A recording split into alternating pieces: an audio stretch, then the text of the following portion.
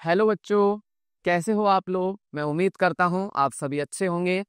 So welcome to the online learning platform of success achievers institute. तो बच्चों, आज है हमारा lecture second of chemical reactions and equations. कल हमने स्टार्ट किया था ये चैप्टर और हमने पढ़ा था कि what is chemical reactions and equations and how to balance them. आज हम सीखेंगे कि इनको बैलेंस कैसे करना है। ये आज का टॉपिक है हमारा। कल हमने सीखा था कि बैलेंस्ड और अनबैलेंस्ड टाइप की दो तरह की ये केमिकल इक्वेशन होती हैं। तो अगर हमारी इक्वेशन अनबैलेंस्ड है तो उसे हम बैलेंस्ड कैसे करेंगे। तो चलिए शुरू करते हैं। सो बच्चों, हमारा जो टॉपिक है बैलेंसिंग, हम पहले ये समझते हैं कि बैलेंसिंग क्या है। देखो, a process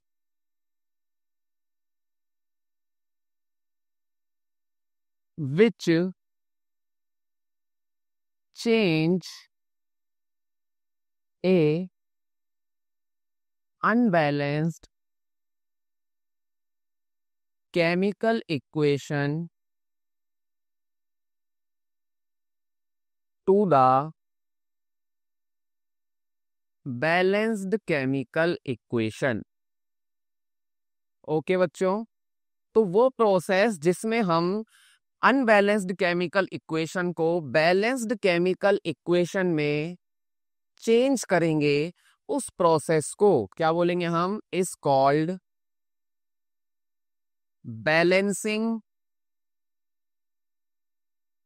of a chemical equation.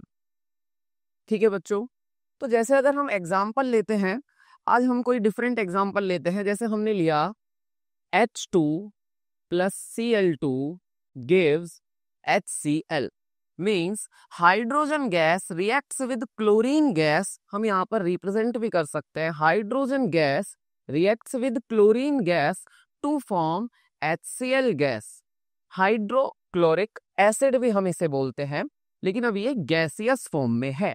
अब हम देखते हैं कि यहाँ हमारा जो हाइड्रोजन है वो नंबर ऑफ एटम, अगर हम LHS में और RHS में नंबर ऑफ एटम्स कंपेयर करते हैं तो हाइड्रोजन के LHS में नंबर ऑफ एटम्स है हमारे पास 2 और RHS में नंबर ऑफ एटम्स हैं 1। ऐसे ही हमारे पास क्लोरीन के LHS में नंबर ऑफ एटम्स है 2 और RHS में नंबर ऑफ एटम्स है 1। तो वो प्रोसेस जिसमें हम इन दोनों को इक्वल करेंगे, means reactant side and product side में नंबर ऑफ एटम्स अगर सेम होते हैं तो वो हमारी इक्वेशन कौन सी होती है बच्चों? Balanced chemical equation. तो आज हम यही सीख रहे हैं कि इस अनबैलेंस्ड से बैलेंस्ड की ओर जाना, जिसको हमने क्या बोला है? बैलेंसिंग बोला है। इस बैलेंसिंग को कैसे कर सकते हैं? तो देखो बच्चों, इसके लिए हमारे पास दो मेथड्स होते हैं। The first method is hit and trial method, और जैसा कि ये नाम से हमें समझ आ रहा है कि इसमें हम ट्रायल करेंगे, यानी कि एक्सपेरिमेंट करेंगे, कुछ रिजिड हमारा प्रोसेस नहीं होगा। नेक्स्ट हमारा जो मेथड है वो है बॉक्स मेथड। तो आओ डिस्कस करते हैं कि ये हिट एंड ट्रायल मेथड और बॉक्स मेथड कैसे वर्क करते हैं। अगर अभी हम इस एग्जाम्पल को लें, से समझें, तो हमें समझ आ रहा है कि एल्यूमिनियम एक सॉलिड मेटल है जिसने H2SO4 जो कि AQ, बेटा ये यहाँ पर AQ है, ये है एक्वस। एक्वस मीन्स क्या होता है? सॉल्यूशन इन वाटर, मीन्स हमने एसिड को वाटर के साथ मिक्स किया हुआ है, इसलिए हमने यहाँ लिखा है एक्वस। ये रिएक्ट करके हमें प्रोडक्ट की फॉर्म में देते हैं aluminium sulphate, aluminium sulphate and hydrogen gas. ठीक है बच्चों, अगर हम यहाँ पर LHS में और RHS में नंबर ऑफ एटम्स को कंपेयर करते हैं तो हम देखेंगे कि एल्यूमिनियम के नंबर ऑफ एटम्स LHS में हमारे पास हैं 1। कितने एटम्स हैं? 1। वहीं अगर हम प्रोडक्ट साइड में चेक करते हैं तो एल्यूमिनियम के कितने एटम्स हैं हमारे पास? 2। ओके, अब देखो बच्चों, इस क्वेश्चन में अगर मैं हाइड्रोजन की बात करूं, हाइड्रोजन की, तो left hand side means reactant side में हमारे पास नंबर ऑफ एटम्स है 2, और अगर हम बात करें प्रोडक्ट साइड में तो वहां भी हमारे पास नंबर ऑफ एटम्स है 2। यानी कि हमारा ये जो हाइड्रोजन है ये तो बैलेंस्ड है, लेकिन अभी हमें एल्यूमिनियम को बैलेंस करना पड़ेगा। ठीक है, नेक्स्ट हमारे पास एक सल्फर है और एक ऑक्सीजन है। अब बच्चों देखो, एक ट्रिक है, ट्रिक भी नहीं है, ये एक तरीका है कि अगर आप सल्फर और ऑक्सीजन को सेपरेट भी बैलेंस कर सकते हो, और आप इस सल्फर और ऑक्सीजन को सल्फेट मानकर भी, ये SO4 जो होता है ये क्या होता है बच्चों, सल्फेट होता है, सल्फेट आयन होता है, इसके ऊपर -2 चार्ज होता है, तो हम इसको कलेक्टिव फॉर्म में सल्फेट मानकर भी बैलेंस कर सकते हैं।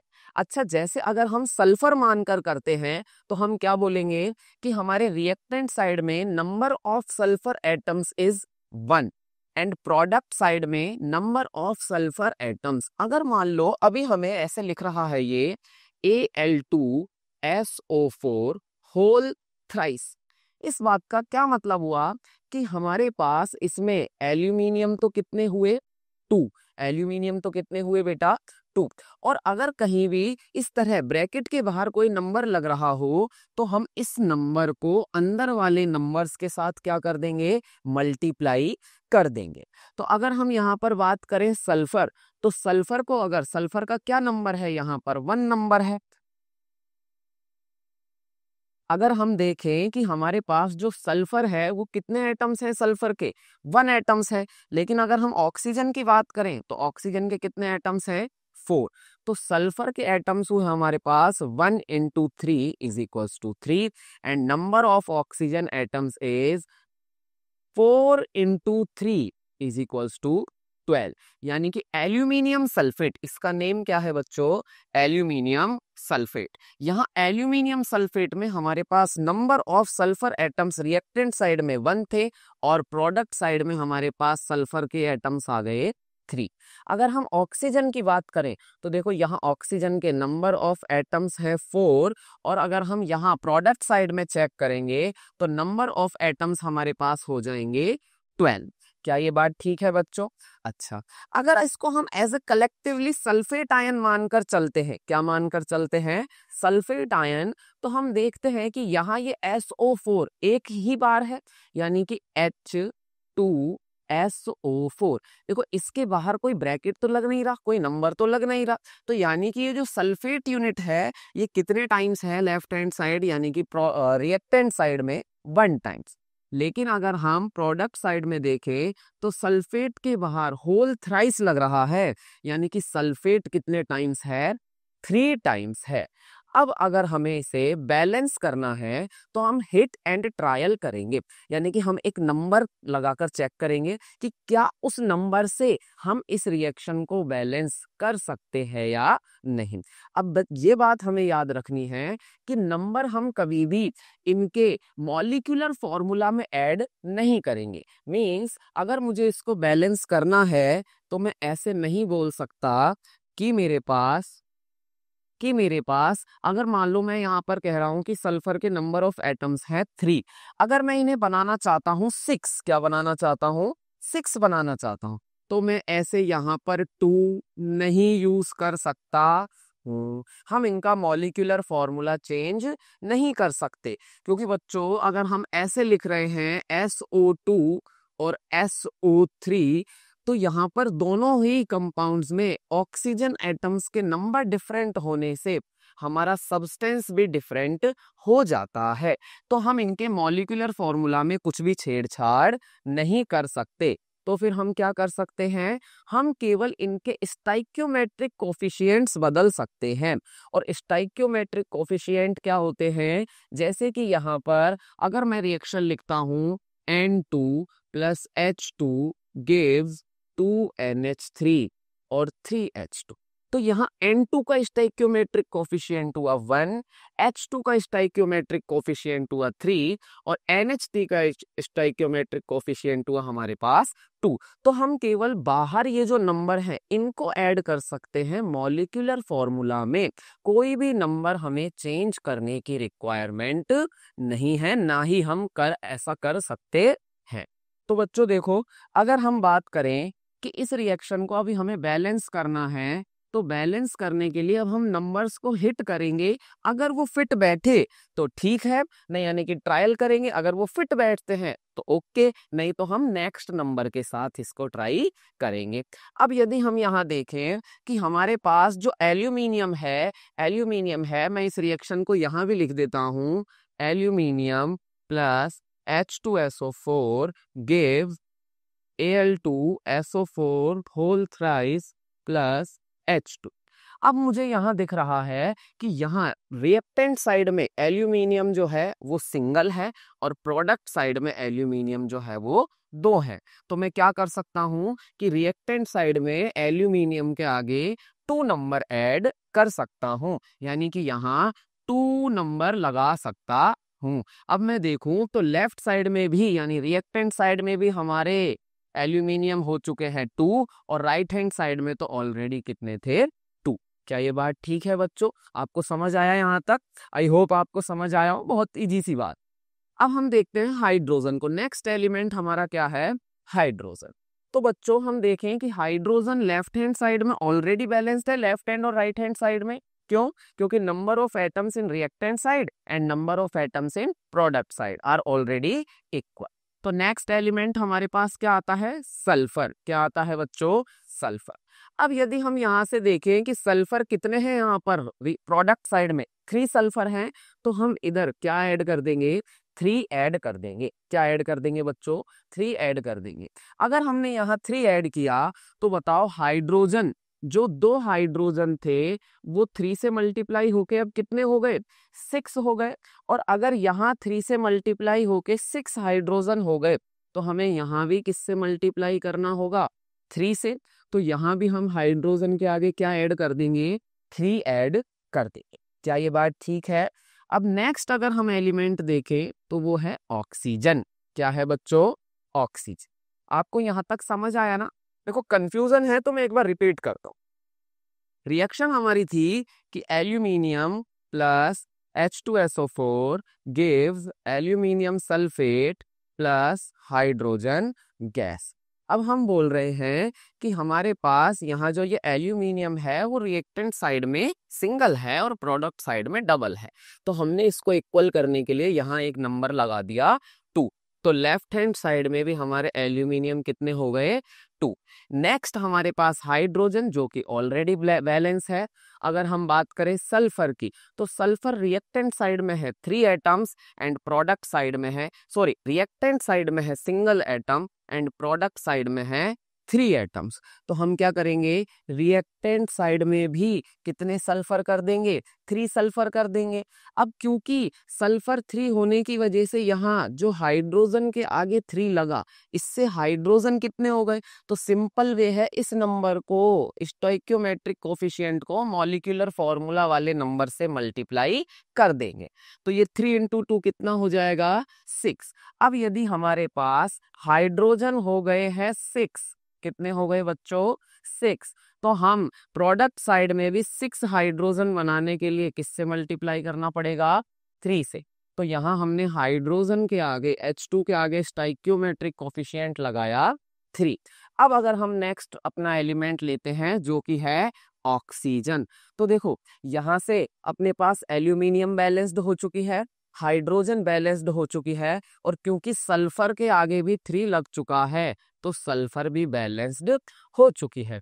अब अगर ऑलरेडी चेक करें तो ऑक्सीजन भी 3 × एक सेकेंड, ऑक्सीजन भी कितनी है? 3 × 4 मीन्स 12, रिएक्टेंट साइड में भी और प्रोडक्ट साइड में भी। क्यों? क्योंकि यहाँ पर इसे किससे मल्टीप्लाई कर दिया गया है?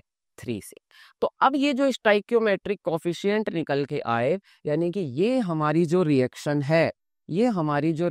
है, ये रिएक्शन ही कौन सी रिएक्शन है? Balanced chemical equation. यही हमारी क्या है? Balanced chemical equation. और इस अनबैलेंस्ड इक्वेशन से इस बैलेंस्ड इक्वेशन तक पहुंचना, ये है बैलेंसिंग। ये क्या है बच्चों? बैलेंसिंग। क्या आपको ये बात क्लियर हुई यहां तक? आई होप आपको समझ आई हो। अगर कोई डाउट है तो आप बताइएगा मुझे, मैं नेक्स्ट वीडियो में उसे क्लियर कर दूंगा। ओके बच्चों, तो अब हम सेम पैटर्न पर नेक्स्ट एग्जाम्पल करने का ट्राई करते हैं। आपकी प्रैक्टिस के लिए मैंने आगे क्वेश्चन डाल दिए हैं ताकि आप लोग उन्हें प्रैक्टिस कर सको। तो ठीक है, अब हमारे पास हिट एंड ट्रायल मेथड जो हुआ उसमें एक इक्वेशन बन गई, और वो इक्वेशन है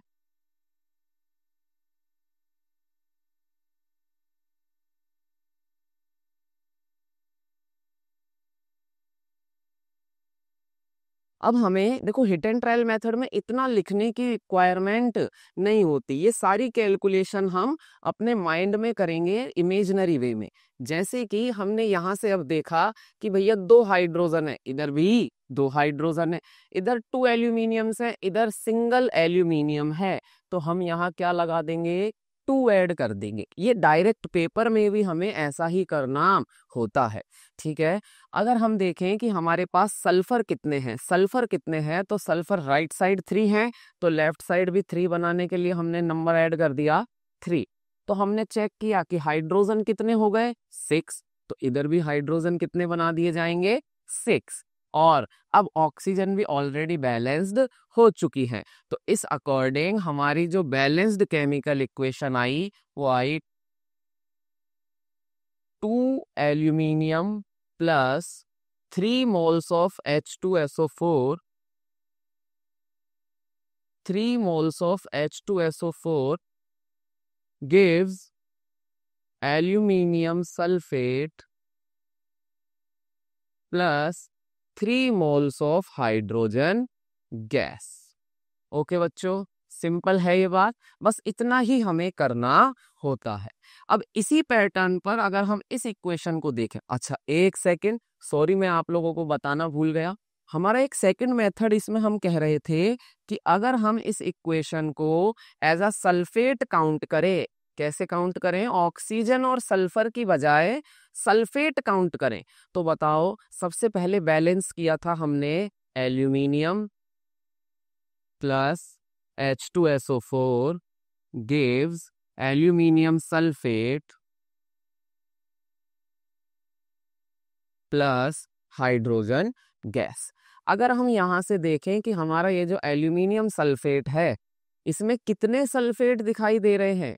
एल्यूमिनियम सल्फेट में कितने सल्फेट हैं? 3 सल्फेट्स हैं।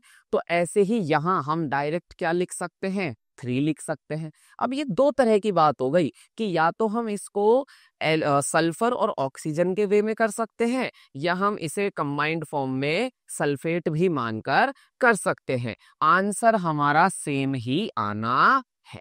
ठीक है, चल अब इस एग्जाम्पल पर आ जाओ। जैसे कि यहाँ पर आप देख सकते हो NO3 दिया हुआ है। अब ये NO3 क्या होता है बच्चों? NO3 -1 NO3 -1 इसे हम बोलते हैं नाइट्रेट। क्या बोलते हैं बच्चों? नाइट्रेट।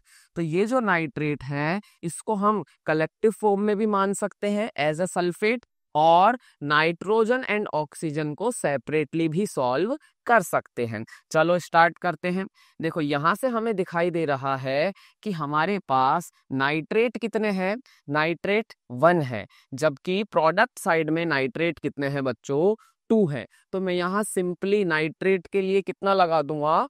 2 लगा दूंगा। तो ये हो गया 2HNO3 plus CaOH whole twice gives CaNO3 whole twice plus H2O।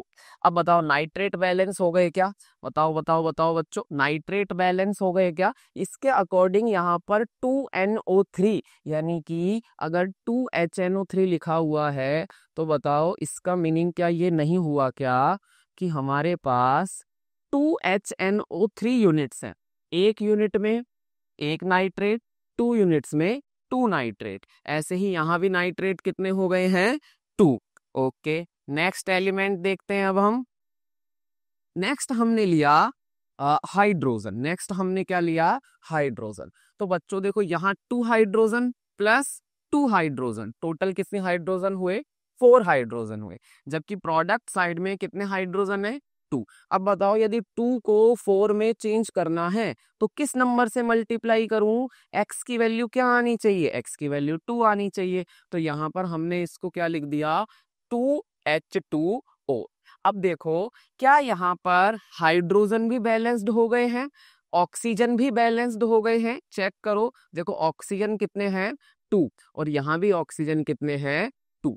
अब आपको कंफ्यूज नहीं होना कि सर आप ये ऑक्सीजन क्यों नहीं काउंट कर रहे। मैंने बोला ना कि यहाँ हम क्या कर रहे हैं, नाइट्रेट को as a collective ion balanced कर रहे हैं।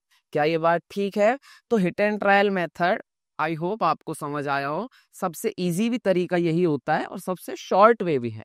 एक्चुअली आपकी जो रिएक्शन सिलेबस में है वो बहुत ही सिंपल रिएक्शंस हैं, तो उनको बैलेंस करना बहुत इजी होता है बजाय फर्दर क्लासेस में जो रिएक्शंस होती है। इसलिए हम हिट एंड ट्रायल मेथड को यूज करते हैं ताकि इजीली रिएक्शन बैलेंस हो जाए। लेकिन हमारे सिलेबस में इसका एक सेकंड मेथड भी दिया हुआ है जिसको हम बोलते हैं बॉक्स मेथड। देखो ये बुक में दिया हुआ है लेकिन कंपलसरी नहीं है कि आपको इस वाले मेथड से ही क्वेश्चन को सॉल्व करना है। एक्चुअली इस मेथड के लिए भी हमारे पास 2 अप्रोचेस होती हैं। देखो मेथड एक अलग चीज है, अप्रोच एक अलग चीज है। मेथड यानी कि 2 तरीके सॉल्व करने के, और अप्रोच उन तरीकों पर हम कैसे बढ़ेंगे, कौन से रास्ते से जाएंगे, ये हम कहना चाह रहे हैं। तो बॉक्स मेथड का जो हमारी फर्स्ट अप्रोच है, इस अप्रोच में हम क्या करते हैं, सबसे पहली बात तो दोनों बॉक्स बनाएंगे, ये हमें समझ आ रहा है नेम से कि इसमें एक बॉक्स बनेगा। लेकिन जब बॉक्स बना लेंगे तो सबसे पहले हम सॉल्व करते हैं मेटल्स को, यानी कि बैलेंस करेंगे सबसे फर्स्टली किसको? मेटल्स को। देन आफ्टर हम बैलेंस करते हैं नॉन मेटल्स को। किसको बैलेंस करते हैं बेटा? नॉन मेटल्स को। देन फिर हम बैलेंस करते हैं ऑक्सीजन को, और इसके बाद हम बैलेंस करते हैं हाइड्रोजन। ओके बच्चों, तो जो फर्स्ट अप्रोच है ये कहती है कि आप किसी भी इक्वेशन में सबसे पहले बैलेंस करोगे एक मेटल को, नेक्स्ट आप बैलेंस करोगे एक नॉन मेटल को, देन आप बैलेंस करोगे ऑक्सीजन को, और देन आप बैलेंस करोगे हाइड्रोजन। ठीक है, ये नंबर वाइज हमें ऐसे चल रहे हैं। कैसे करते हैं वो अभी देखेंगे। सेकंड अप्रोच कहती है कि आप मेटल नॉन मेटल पर मत जाओ, आप पहले first balance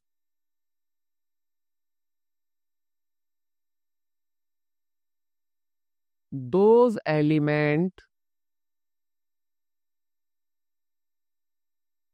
which have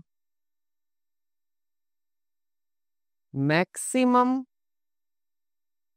number of atoms।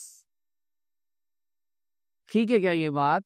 तो ये 2 डिफरेंट अप्रोच है। जैसे कि हिट एंड ट्रायल मेथड में हमने सल्फेट मानकर और सल्फर और ऑक्सीजन मानकर ये क्वेश्चन किया था, यानी कि हमने देखा कि हमने नाइट्रेट और नाइट्रोजन या ऑक्सीजन मानकर ये बैलेंस किया था। ऐसे ही हम यहाँ पर 2 डिफरेंट मेथड से, 2 डिफरेंट अप्रोचेस से इस मेथड को यूज कर सकते हैं। अब करना क्या होगा, जैसे कोई भी इक्वेशन आती है, मान लो एग्जाम्पल के लिए हमने लिया N2 प्लस H2। चलो बार बार ये इक्वेशन नहीं लेते हैं, आप लोग बोर हो जाओगे इस इक्वेशन से। कोई नेक्स्ट इक्वेशन लेते हैं। जैसे हमने लिखा Na2CO3 plus HCl gives NaCl plus H2O plus CO2। अब हम क्या करेंगे, इस रिएक्शन के लिए सबसे पहले एक बॉक्स बनाएंगे। इसी बॉक्स की वजह से इसे क्या बोला जाता है? Box method. अब ये बॉक्स जब हम बनाएंगे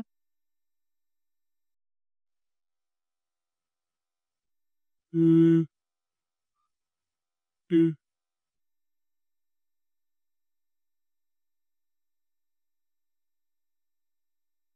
इस बॉक्स में हम सबसे पहले अपने सभी एलिमेंट्स लिखते हैं। जैसे हमारे पास कौन कौन से एलिमेंट है बच्चों, देखो एक तो हमारे पास है सोडियम, एक हमारे पास है कार्बन, एक है हाइड्रोजन, एक है हमारे पास ऑक्सीजन और एक है हमारे पास क्लोरीन। क्या ये बात ठीक है?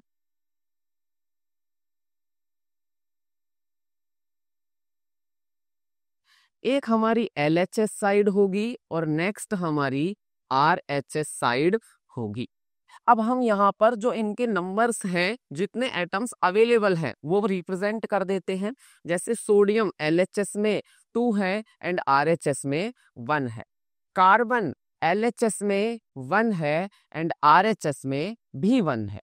ऑक्सीजन LHS में 3 एंड RHS में ऑल्सो 3। LHS में 3, RHS में 3।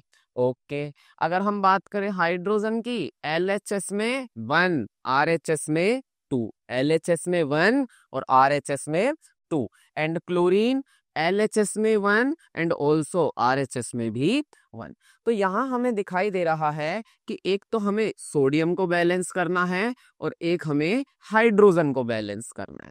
तो इसका तरीका क्या होगा कि हमें यहाँ पर एक बॉक्स बनाया हमने, इस बॉक्स को दोबारा से बना लेते हैं।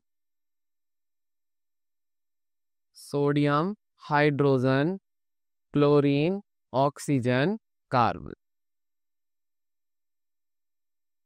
LHS, RHS। LHS में सोडियम कितने थे हमारे पास? 2, RHS में 1। हाइड्रोजन हमारे पास LHS में कितने थे बच्चों? 1 एंड RHS में कितने थे? 2। LHS में 1, RHS में 2। क्लोरीन हमारे पास LHS में भी 1 और RHS में भी 1।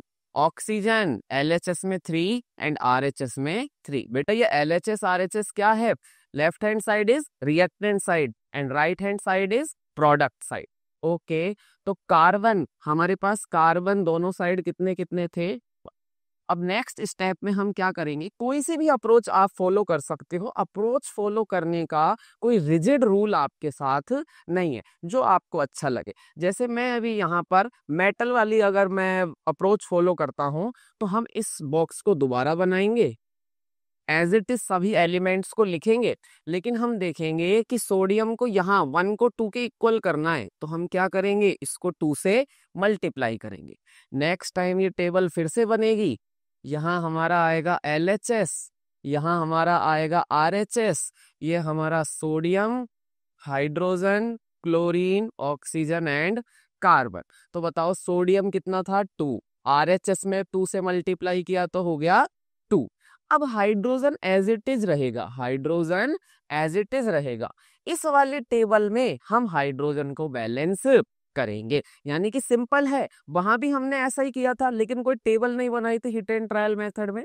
यहां हम टेबल बनाएंगे, लेकिन एक एक करके। एक बार जब टेबल बनाई तो एक एलिमेंट को बैलेंस किया, नेक्स्ट टाइम जब टेबल बनाएंगे तो दूसरे एलिमेंट को बैलेंस कर देंगे। क्या ये बात आपको समझ आ गई क्या? बताओ बच्चों, यहाँ तक समझ आया आपको? तो ये हमारे मेथड्स थे दो बैलेंसिंग के। ठीक है, हम इसके थ्रू भी रिएक्शन को बैलेंस कर सकते हैं। चलो एक एग्जांपल लेते हैं इसका।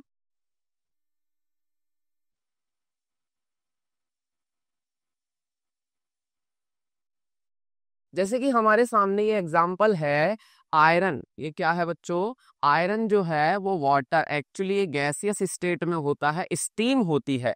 ठीक है, तो आयरन जब स्टीम से रिएक्ट करता है तो ये बनाता है iron oxide plus hydrogen gas. अगर इसे बॉक्स मेथड से सॉल्व करना है, यानी कि बैलेंस करना है, तो एक बॉक्स बनाएंगे। फर्स्ट बॉक्स में कुछ भी बैलेंस नहीं किया जाएगा, केवल मेंशन किया जाएगा। केवल क्या किया जाएगा? मेंशन किया जाएगा। और क्या मेंशन किया जाएगा बच्चों? Number of atoms. क्या मेंशन किए जाएंगे? Number of atoms. हमने इसी सीरीज में लिख लिया metal, oxygen and hydrogen. Okay, so number of atoms in LHS of iron 1 and in RHS 3। Oxygen के कितने एटम्स हैं लेफ्ट हैंड साइड में? 1, RHS में 4, और हाइड्रोजन के कितने हैं लेफ्ट हैंड साइड में? 2, और राइट हैंड साइड में भी 2। यानी कि हमें यहाँ दिख रहा है कि एक तो हमें आयरन को बैलेंस करना है एंड सेकंड हमें ऑक्सीजन को बैलेंस करना है। चलो अब एक बात बताओ कि सबसे पहले ये हमने बॉक्स बनाया, सेकंड स्टेप ये हमारा क्या था? Step first. ये हमारा क्या था? Step first. अब हमारा क्या आएगा? Step second. तो स्टेप सेकंड में हम क्या करेंगे? हम बोलो बोलो एल्यूमिनियम को, सॉरी आयरन को बैलेंस करेंगे। किसको बैलेंस करेंगे? आयरन। तो देखो जैसे कि हमने इस टेबल दोबारा से बनाई, ये हमारा Fe, ऑक्सीजन, हाइड्रोजन, ये LHS साइड, ये RHS साइड। Fe LHS में 1, RHS में 3, इक्वल करना है 1 को 3 के इक्वल, तो किससे मल्टीप्लाई करोगे? 3 से। अब बताओ LHS में आपने 3 से मल्टीप्लाई किया, LHS में किससे मल्टीप्लाई किया? 3 से। तो क्या हाइड्रोजन या ऑक्सीजन पर कुछ चेंज हुआ? हाइड्रोजन या ऑक्सीजन पर कुछ चेंज हुआ? नहीं हुआ। तो उनको एज इट इज उतार देंगे, 1, 4 एंड 2, 2। नेक्स्ट स्टेप क्या होगा? हम इस सेम टेबल को यानी कि सेम पैटर्न पर अब इस टेबल को दोबारा से बनाएंगे, फिर लिखेंगे सभी elements iron, oxygen and hydrogen, LHS and RHS। अब देखो यहां आयरन के कितने हो चुके हैं हमारे पास? Atom 1 into 3 is equals to 3। Iron balanced हो चुका है, हाइड्रोजन ऑलरेडी बैलेंस्ड है, और यदि हमें ऑक्सीजन को बैलेंस करना है, किसे बैलेंस करना है? ऑक्सीजन को, तो इस 1 को 4 में कन्वर्ट करने के लिए किससे मल्टीप्लाई करेंगे बच्चों? 4 से। यानी कि यहां हमने किससे मल्टीप्लाई किया? 4 से। अब बताओ यहाँ ये जो 4 लगा, इस वजह से क्या नंबर ऑफ हाइड्रोजन पर भी इफेक्ट आएगा या नहीं? तो अब जो नेक्स्ट टेबल हमारी होगी, इसमें हम क्या करेंगे? नंबर ऑफ हाइड्रोजन को बैलेंस करेंगे। इस बार हम टेबल ऐसे बना लेते हैं,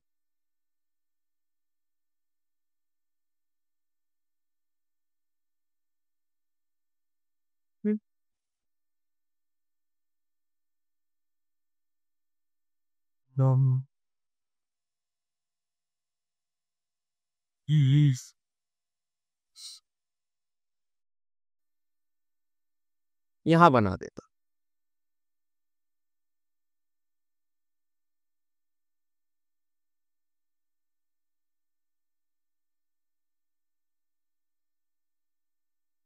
तो देखो यहां पर आयरन हमारे हो चुके थे 3, RHS में भी 3, लेफ्ट हैंड साइड हमने ऑक्सीजन को 4 से मल्टीप्लाई करके बना दिया 4, RHS में भी 4, और हाइड्रोजन तो ऑलरेडी कितने थे? 2। लेकिन अब ये भी किससे मल्टीप्लाई हो चुका है? 4 से। तो यहाँ कितने एटम्स हो गए बच्चों?